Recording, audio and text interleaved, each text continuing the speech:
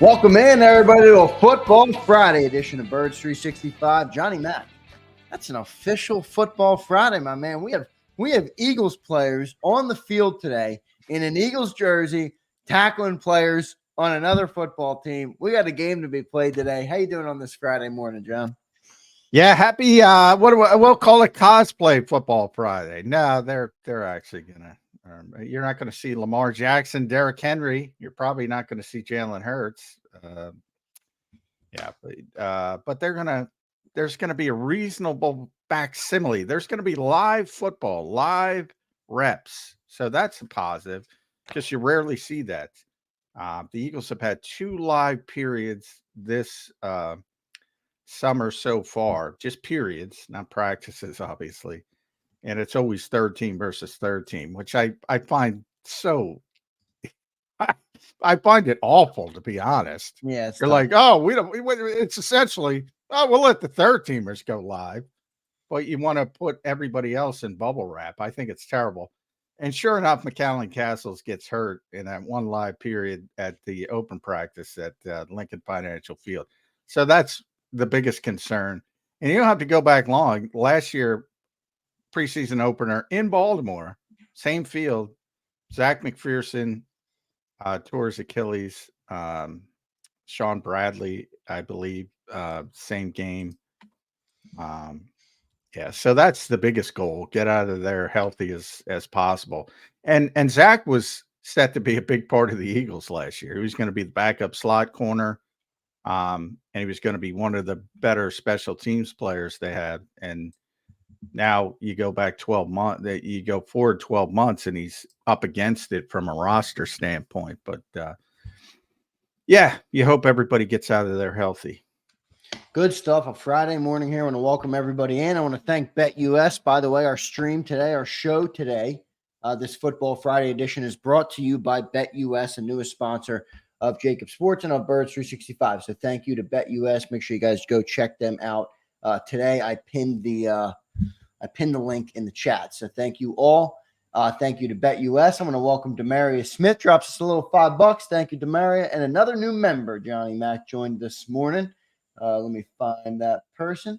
Ryan becomes a member. Ryan, thanks for becoming a member. We appreciate you here on JAKIB Sports. We appreciate all our new members.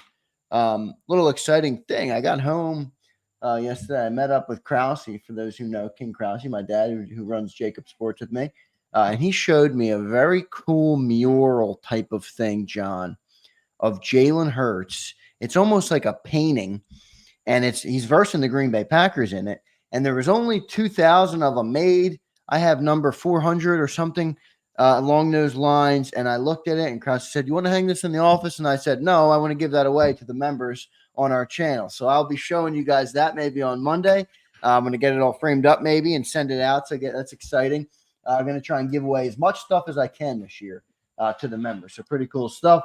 Johnny Mack, let's talk preseason. You just kind of got into it. We got a good show, by the way, planned. Damo coming up 8:20 and Ed Kratz coming up 9:20. Ed will be down at the game as well with John. So good stuff there. John, who are you expecting to play tonight for the Philadelphia Eagles? Who's the starting quarterback of the Philadelphia Eagles tonight in Baltimore?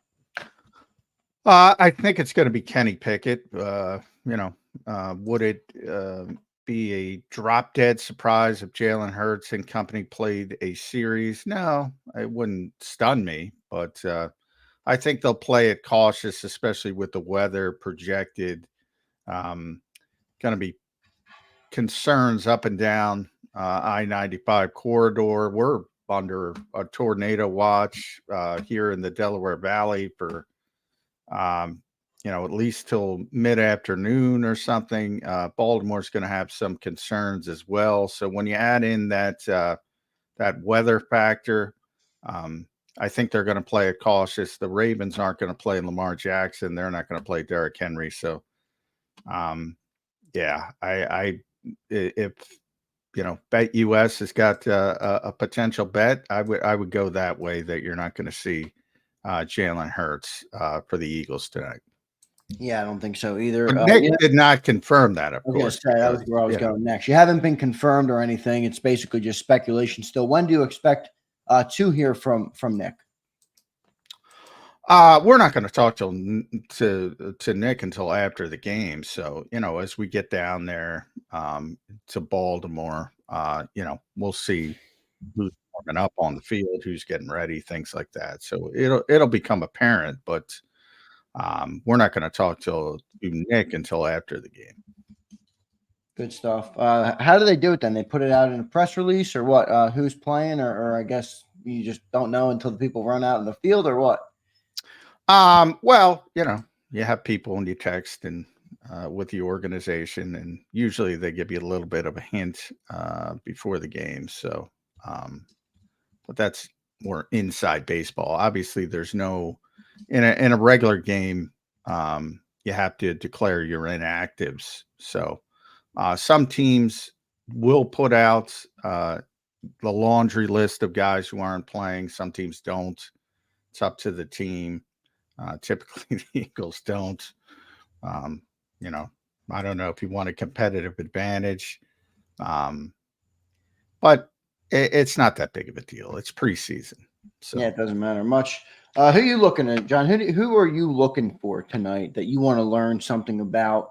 On the Eagles team, is it Nakobe Dean? Is it a backup player? Where are your sights set? Tonight. Well, it's mainly the guys fighting for jobs or backup players, and it starts. I looked at 5 players that really have to show up, and Nakobe's one of them. Tyler Steen's one of them. As far as guys with potential to play, and it'll be interesting. I mean, there's part of me that thinks if the Eagles are going to rest everybody, Nakobe will be in that category. And that'll indicate where he is in the organization's mind.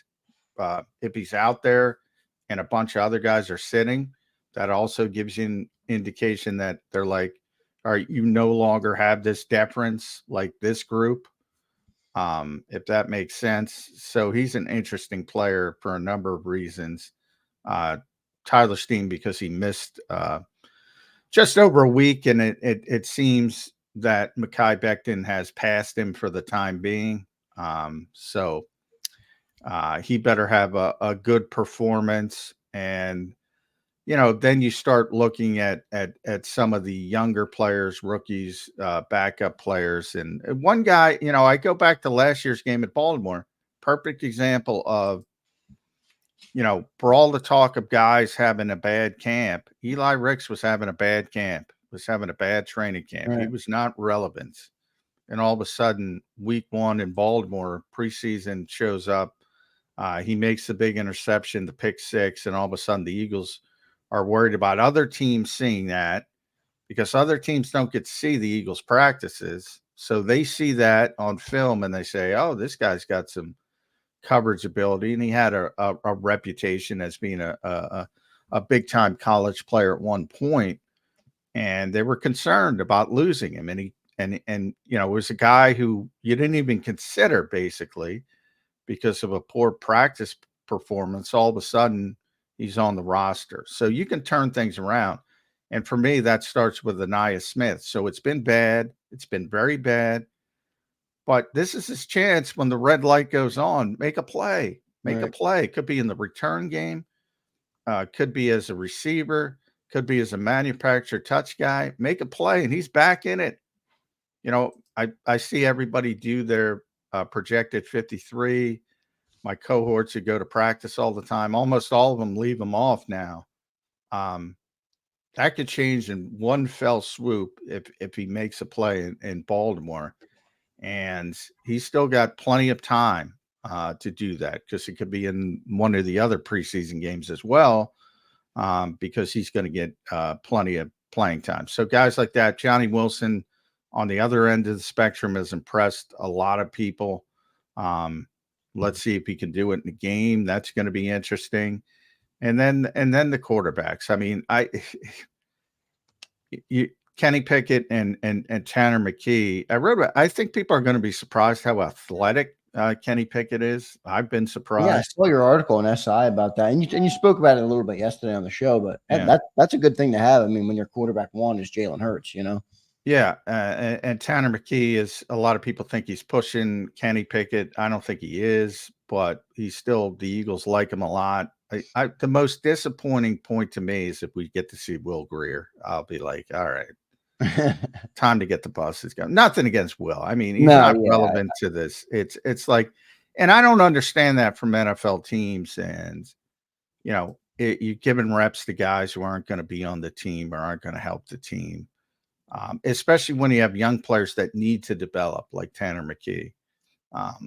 It doesn't make sense to me, but you're probably going to see some Will Greer. Unfortunately, hopefully not a lot. Yeah, we'll see what happens there. You kind of answered the super chat here just now, but Jason 18, thank you for the $2, man. We appreciate it. One of our channel members as well, Jason. Thank you. He says, "What are a few players you want to see most?" You kind of just heard that from Johnny Mac. John, anyone you left out that you want to respond to Jason with that might be out there? Well, yeah, I mean, there's a lot. I mean, the rookies, you're always excited. Hey, you think like Quinyon will play? That's one that I'm waiting. Yeah, I think I don't think he's going to be in the deference category. He's not entrenched as a starter, so I think you'll see him a little bit, not a lot. And we'll see. Again, the weather's going to play into it. If it's raining a lot and it's a slick field, and Nick did talk about that a little bit, that might change the thought process. That could change things dramatically. It really could. So number one, you have to understand that if there's a ton of rain out there, they're going to be very, very cautious. And there might be a ton of rain out there. So you got to keep an eye on that. As I mentioned, Thomas Booker's a guy I'm interested to see. And Zach McPherson, for that, there's so many layers to the Zach McPherson story, not to mention he tore his Achilles at M&T Bank Stadium last year in the preseason opener. Yeah. Talk about a mental hurdle on that very field. So there's a lot of layers with Zach McPherson. I think he's an NFL player, and it's going to be really tough for him to make this team, but he's trying to put out tape for everybody else. He's somebody I'm very interested. Vic mentioned the other day, Vic Fangio mentioned the other day about the D tackles, he called them the pure D linemen. So the guys inside on the 5-man front, the 4-eye techniques, the 5, the shade the shade nose, the shade guys like Jordan Davis. He said there's got to be a minimum of 5 on the roster to 7. Now, he's going to have to do lobbying to get 7 with Howie Roseman, and I don't think he's getting 7. But if 6 is the common ground, Jalen Carter, Jordan Davis, Milton Williams, Marlon Tuipulotu, say Moro Jomo has made this team. That's 5. If he can talk Howie into a 6th, Thomas Booker's a guy we don't talk a lot about, but he's had a very good camp, very, very steady player as a younger player, one of the more under-discussed players on this team. He might be that guy, especially if he plays well in the preseason. Yeah, good stuff there. It'll be interesting. I don't know. 6 seems deep there, but we'll see what they end up doing. A lot of excitement, I think, for tonight, John. I know it's not many people are going to play, but it's just the preseason. But, like I said at the start of the show today, the Eagles are going to be on a football field tonight, wearing their jersey, wearing Eagles green, out there playing an opponent that's not the Eagles. I think that's exciting. And it's a good team. That's part of it, too. Now, the Ravens aren't going to play, as I said. They're not going to play their good players. Certainly, they're not going to play Lamar. They're not going to play Derrick Henry. They're not going to play Mark Andrews. They're not going to play Kyle Hamilton and some of their great defenders and players like that, and Roquan Smith and everybody like that. But they're a good team, and they won 24 straight preseason games at one point. So John Harbaugh plays to win, and he's not going to play to win. And by that I mean he's not going to play Lamar Jackson to win a preseason game. He's not going to play. But the guys out there are going to play to win the game. And that's a good test for the Eagles' younger players. Yeah, the J Perfect checks in. He says, heard the Birds ruining some preseason records tonight. They did lose last year, I right? did lose, Yeah, yeah. It neither of tells us you how even. much I pay I attention. know They neither lost of to us even Washington. know. Yeah, Yeah. they did lose I last mean, year. I joke about it all the time. It's the I know. greatest streak in the history of sports. And in some ways it is because it's such an anomaly. It's ridiculous. I mean, nobody plays to win these games. But I always go back. I covered Dennis Green, rest in peace, passed away, great coach. And he had he had a philosophy, and he told me winning is a habit. Winning is a habit. Winning is a habit. And he took over a bad team and he turned them around right away. And that was his thought process. You know, he's going 4-0 in the preseason at the time, 3-1. And he would say winning is a habit. And that same era, Marv Levy, the coach of the Bills, who made the Super Bowl, 3 consecutive times, which is an amazing feat, but it's kind of overlooked because they didn't win it. He basically would get every year trounced in the preseason, and they were a very good team. Right. And people were going, "What's wrong with the Bills? What's wrong with the Bills?" And he was just looking for those 3 or 4 players at the end of the roster to try to find them. Yeah, I think And that's what's that's exciting about it. You look for those couple guys, like, and you said last year was Eli Ricks. I think that's what excites me, where you can get the opportunity for yeah. somebody to do something, that they weren't able to do in camp or whatever. But there's those conflicting. But you've got guys, and Harbaugh's obviously in that camp, and winning has become a habit for the Baltimore Ravens. Yeah. Now, people, the haters will say, well, they lose in the playoffs. They're consistently good over a long period of time. Yeah. And it's very in a league where it's very, very difficult to win. And that's his thought process. And I can tell you, people in Philadelphia still love, and I'm talking about the organization, still love John Harbaugh, who was here for many years as one of Andy Reid's top assistants before he went to Baltimore. And yeah, they're a good team to play against because they're always going to test you. Good stuff, Johnny Mac. We'll get to our first commercial break. We have Paul Domowich, Hall of Fame selector. He's been covering. Yeah, Damo's having some computer problems, so he might be a little bit late, but hopefully we get him because I do want to talk to Damo about Nick Foles and the Nick that's Foles right, yeah. retiring as an Eagle. And there's going to be all that talk, which I'll get in trouble for. He's not a Hall of Fame player. But yeah, he's such a unique player. Had such a unique career. You can't even come up with a comp. I mean, his you really heights. can't. Wait, John, do you believe that Nick Foles deserves to be an Eagles Hall of Famer? I know he's not an NFL Hall of Famer. I mean, they're not going to go that far, but you think he's an Eagles Hall of Famer? I don't. Yeah, I get why you say you don't, because you look at people like McNabb, who had years of wins and accolades and records and all sorts of things. We got one Super Bowl, John. But I know, but and I say this even about Eli Manning when I talk about if there was a Super Bowl Hall of Fame, I would put him in there. Yeah, no, but this is the Eagles Hall of Fame. No, so but I'm saying it's expanding it to the pro football. He's not even in the conversation. I know. Kind of expanding it to Eli, who will be in the Pro Football Hall of Fame, and that will be not good. But if for the Eagles Hall of Fame, look, when I was covering the NBA. Retired numbers are an interesting thing to me because, bad organizations would retire good player numbers because they didn't have anything else and they just wanted something to hang on it. Right. In Cleveland, it was Bingo Smith for old basketball fans. Very good player. No way, should not have retired. And then LeBron James comes along and you say, oh, you got LeBron and Bingo Smith.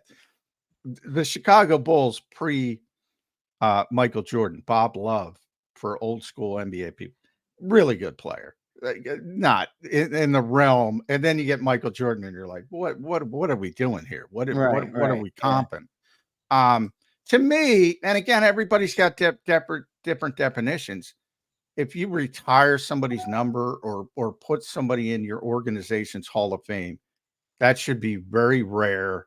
That should be rarefied. That's you know, the Chuck Bednareks of the world, you know, the Tommy No, I hear what McDonald's, you're the Hall of saying, Fame. but John, the first one, like even let's say because I see what you're saying. Let's just say for a second, Jalen Hurts is going to be the Michael Jordan of the Philadelphia Eagles, and he's going to win 4 Super Bowls in a 18-year career and break every record. Let's just say for the sake of the conversation, Foles is still an important figure because he got the. Oh, he's a very important figure. That's a That's different where I think conversation. Eagles Hall of Fame is different, and that's where he does deserve to be in the Eagles Hall of Fame because the Hall of Fame for the Eagles is based on the team. He did something no other player ever has. Well, he did. You know, are you going to put Trey Burton in the Eagles Hall of Fame? No, of course not. Nobody said that. No, but Trey Burton know, didn't have the impact that Nick Foles did. Come on, Nick Foles threw for 800 yards in 2 games in that playoff run. But yeah, I mean, he had a great 2-game run. I mean, phenomenal, and that's why I say he's so unique as a player. He had the 27-2 season.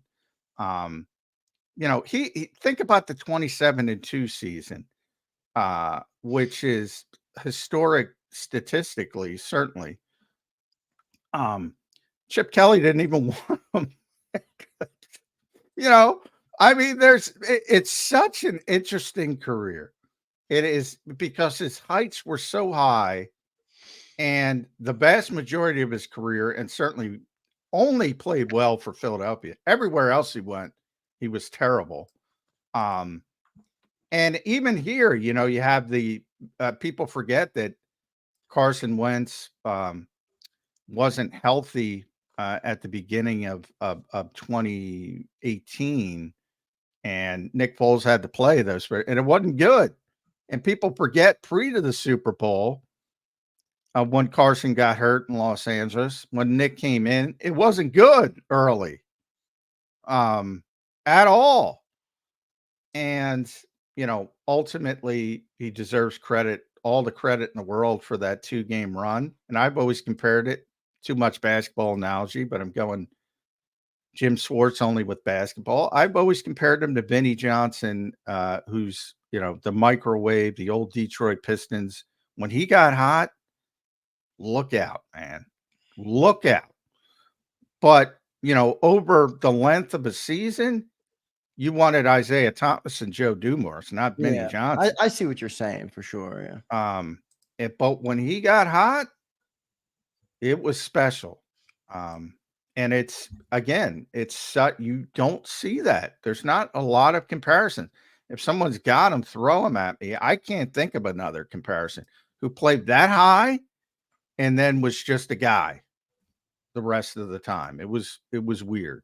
It was weird, unique, and everything. But I got a high bar for Hall of Fame, even team Hall of Fame, retired numbers. The Eagles still haven't retired Randall Cunningham's number, I believe.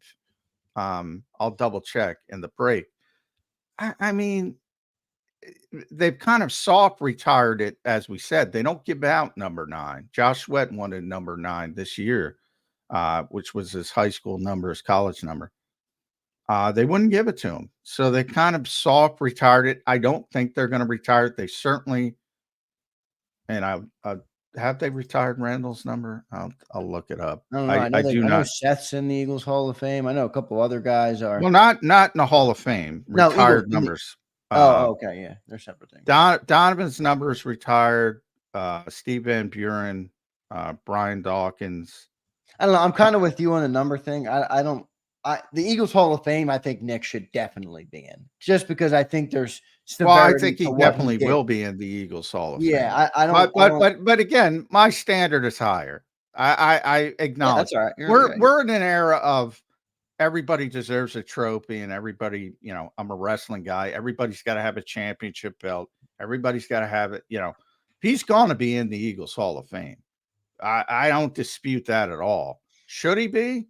I don't think he should be, but that's my standards higher. Yeah, I know, but I will say, you know, you got to put some stock in that he reached the pinnacle, right? Like even guys like Randall and Donovan, and they never. Yeah, but that's my point. It's not quarterback versus quarterback. No, I know that. I mean, he technically beat Tom Brady. If anybody wants to argue Nick Foles, and I've heard him do it because we're in Philadelphia, You're insane. You shouldn't be talking about football. There are 52 other players on the field. Everybody's contributing. Zach Ertz on 4th and 1. Alshon Jeffrey with the great catch. Corey Clement, undrafted free agent out of nowhere, making big plays. Brandon Graham with the strip sack. On and on and on. Trey Burton with the Philly special, the trigger man of the Philly special. On and on and on. How many people contributed to that Super Bowl?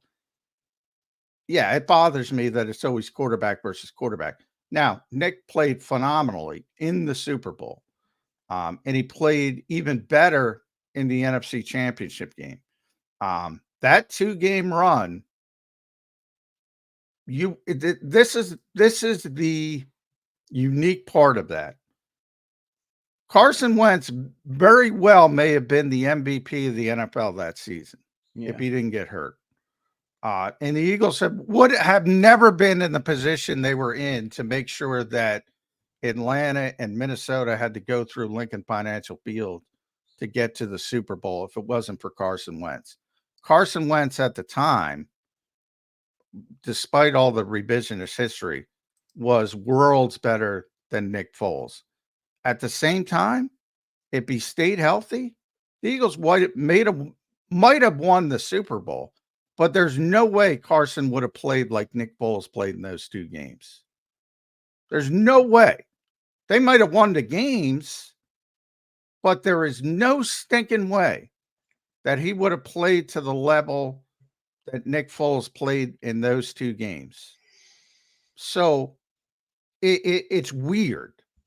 But that, to me, when you say Hall of Fame, whether it's, again, the Pro Football Hall of Fame is way different, but even Team Hall of Fame, to me, that means consistent greatness for your particular team over a long period of time. Like Fletcher Cox, like Jason Kelsey, as the recent examples. Exactly.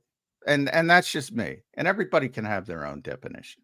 No, I understand. I respect where I respect where you're coming from. I would say I believe Nick should be in the Eagles Hall of Fame just because I think the severity of that. But I see what you're saying, where there's so much context to it that's left out. It's not just Nick Foles. I get it. I get what you're saying completely. But we'll talk to Damo about it, see what he has to say. We'll see what the Eagles end up doing.